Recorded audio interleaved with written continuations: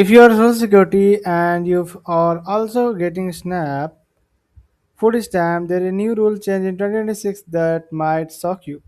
A lot of people assume that once you are collecting Social Security, you are automatically off the hook for your work requirement. This is not true for everyone, and if you are between 55 and 64 and took early retirement, this video could save your benefit. Let's break it down.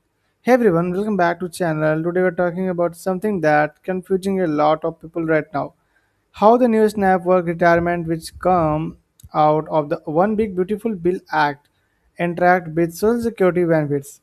Here the short version: getting a Social Security check does not automatically exempt you from SNAP works rule. What matters is which type of Social Security benefit you get and how old you are. Stick around because I'm going to talk through every scenario so you know exactly where you stand. What changed with the SNAP work requirement? Quick recap for anyone who is not following this: SNAP has always hard work requirement for what called ABAWDS, able body adult without dependents. That basically means adult who can work and don't have young kids at home. Before 2026, this rule will generally apply to people aged 18 to 54. If that describe you, you need to work, volunteer, or be in a training program for about 80 hours a month. That's roughly 20 hours a week. Or you could lose your SNAP benefit after just 3 months. Starting in 2026, that age limit jump from 54 all of the way up to 64. That's a huge change. It means millions of people in their late 50s and early 60s falls who may have already started collecting some from Social Security could now be required to prove they were working or volunteering just to keep their food benefit. Okay, here where it gets specific, the answer depends entirely on what kind of Social Security benefit you are receiving. If you are 65 or older, you are completely exempt from the ABAWD work requirement period that does not change. So if you are already at full retirement age and collecting Social Security retirement, you don't need worry about this at all. Just keep meeting the regular income and resources limit for snaps. You are issuing SSI or Social Security Disability SSDI. If you are SSI or you are collecting Social Security Disability Insurance, you are almost exempt from the work requirement. But importantly, that exemption is because of disability status, not because you are collecting a social security payment. The disability is what gets you out of it.